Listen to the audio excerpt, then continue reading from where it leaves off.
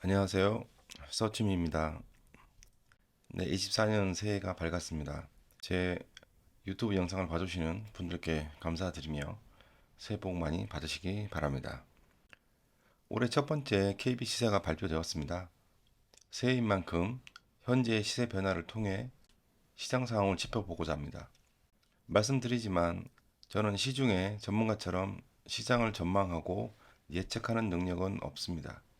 그저 부동산 투자를 하는 입장에서 나만의 인사이트를 키우기 위해 저의 생각을 정리하고 같이 공유하는 차원이니 크게 의미를 두지는 마시고 보시길 바랍니다. 네, KB 주간 시계를 보시면 23년 11월부터 다시 하락 반전을 하고 있습니다. 현재 8주째 이어지고 있는 상황이고요. 강남 상구가 하락 전환하는 것이 전체에 크게 영향을 주고 있는 것으로 보입니다. 강남, 송파, 서초, 양천 모두 11월 셋째 주부터 하락을 다시 시작하였고 상승을 이끌었던 고덕의 강동구도 또 강서구, 구로, 동작, 영등포 등 모두 하락 전환을 했습니다. 강북도 마찬가지인데요. 동대문, 강북구, 성북구가 주요 하락 반전을 한 지역입니다. 이 와중에 더 힘든 곳은 노원구와 도봉구입니다. 여기는 기존에도 계속 이렇게 하락 중이었던 상황인데요. 구가 이렇게 상승할 때 이제 나도 이게 좀 따라가 볼까 그렇게 지금 하는 상황이었는데 어, 다시 하락 반전하면서 오히려 더 이쪽도 그냥 추가 하락하게 되는 그런 상황이 되어 버렸습니다. 그래도 이 상황에서도 마포, 용산, 종로, 중구는 그나마 꿋꿋이 좀 버티고 있습니다. 마포 보시면 거의 좀 하락이 없죠. 용산도 그렇고요. 이번 주에 좀 하락이 나왔습니다만은 사실 거의 하락이 없었던 거고요.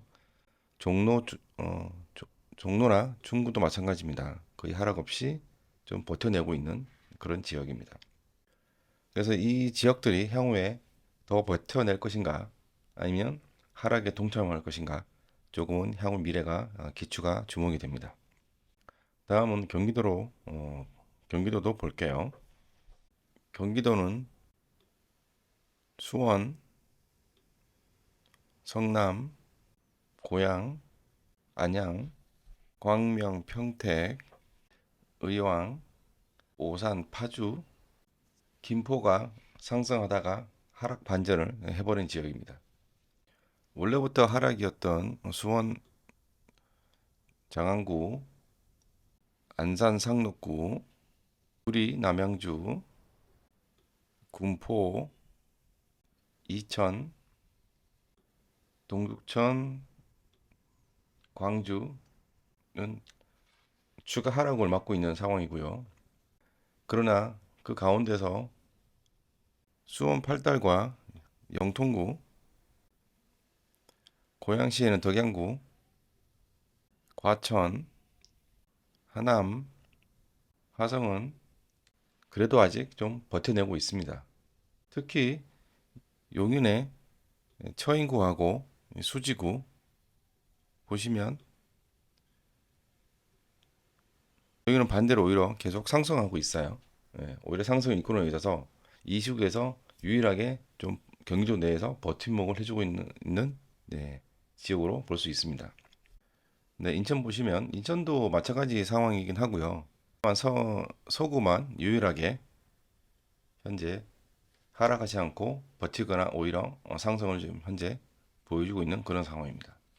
이렇게 하락 반전하면서 당연히 거래량도 줄었습니다. 이게 하락해서 거래량이 준 것이냐, 거래량이 줄어서 하락한 것이냐, 즉 닭이 먼저냐, 계란이 먼저냐인데요. 뭐 사실 그건 알 수 없습니다. 어차피 우린 후행 지표밖에 볼 수 없는 거고요. 미래를 알 수 없는 거니까요. 원인이 뭐냐, 뭐가 정답이냐, 뭐 이런 논쟁을 해봐야 소용은 없는 것 같습니다. 그냥 데이터와 사항을 받아들이고 자기만의 기준과 인사이트에 따라서 대응을 해야 된다고 봅니다. 네, 잠깐 몇 킬로 세웠는데요. 네, 그래서 좀 서울의 좀 거래량을 좀 보시고 보고 가겠습니다.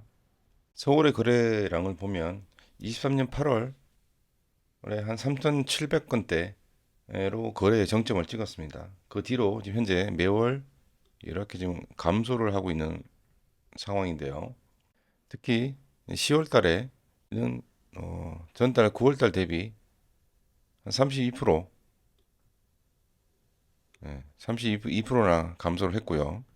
11월 달은 10월 달 대비 22%또 감소했습니다.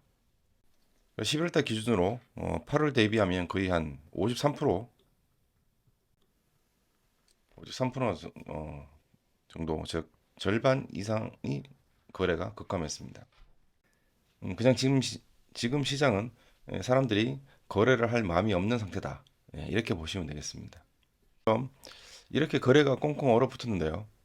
그럼 집값은 그러면 얼마나 떨어졌을까요? 네, 작년 11월 이후 서울 보시면 약 0.1% 정도 떨어졌습니다. 네, 1%가 아니고요. 0.1%입니다. 생각보다는 많이 안 떨어졌죠. 네. 그럼 실제 개별 단지는 또 얼마나 떨어졌을까? 또 한번 살펴보겠습니다. 작년 11월 이후 송파구는 0.6% 정도 떨어졌고요. 잠실동은 1.6% 정도 떨어졌습니다. 그럼 잠실동의 대표적인 단지인 잠실 리센트를 좀 보면요. 잠실 리센트는 보시면 다시 여기에 있습니다. 네, 여기 있고요. 네, 잠실 리센트 33평 실거래를 보시면 작년 10월 달에 25억대로 거래가 되었습니다. 그리고 현재는 12월 달 마지막 거래된 걸 보시면 22억 8천, 고전에는 23억 이렇게 23억 5천 거래된 거 됐고요. 그래서 평균적으로 보면 한 25억에서 23억대로 됐다. 네. 한 2억 정도 빠졌습니다. 두 달 사이에 2억이나 떨어졌다고 볼 수 있는 거죠. 근데 사실 여기 잠실동 가격이 워낙 높은 동네이다 보니까 사실 몇억 원씩은 원래 조금 출렁거리는 그런 동네입니다. 바로 옆에 있는 잠실 엘스도 한번 볼게요. 잠실 엘스 같은 경우는 작년 10월 대비 현재 오히려 한 4,600만 원 정도 올랐어요. 예, 반대로. 또 그 외에도 잠실 주공 5단지는 한 1억 원 정도 빠졌고요. 트리지움은 한 1천만 원 정도 빠졌고 레이크 플레스는 한 7,500만 원 정도 하락을 했습니다. 예, 전체적으로 보면 25억 원이 넘는 동네에서 몇천 정도 빠진 거는 사실 아직은 뭐 하락을 했다 말할 수준은 아닌 상황이 아닌가 그렇게 보입니다. 거래가 실종되고 엄청 하락하고 있는 것처럼 말하는 사람들이 많긴 한데요. 실제 가격적으로는 그렇게 빠진 상황은 아닌 것 같아요. 물론 이제 시작이고 앞으로 더 많이 빠질 것이라고 주장할 수도 있습니다. 하지만 그건 좀 지켜봐야 하는 거고요. 좀 더 감망의 시간이 길어질 수도 있으나 현재 전세 가격이 가파르게 지금 올라가고 있는 상황이고 그런 상황이라서 매매가 하락이 이렇게 내려갈 구간이 빠르게 지금 줄어들고 있는 그런 상황입니다. 전세가 상승이 매매가 하락 방어를 곧 하게 될 것 같다는 거고요. 그 시간이 그렇게 길지 않아 보입니다. 네, 오늘은 이렇게 새 24년 들어서 첫 주에 KBC를 통해서 약간의 시장 전망을 좀 해봤습니다. 네. 뭐 아직 짧은 시간이지만 작년 11월 달부터 다시 하락을 반전을 해서 하락을 좀 하고 있는 상황이고 현재는 한 두 달밖에 지나지 않았기 때문에 깊은 시장 전망은 좀 할 수 없는 상황이고요. 아직 좀 지켜봐야 되는 상황인데요.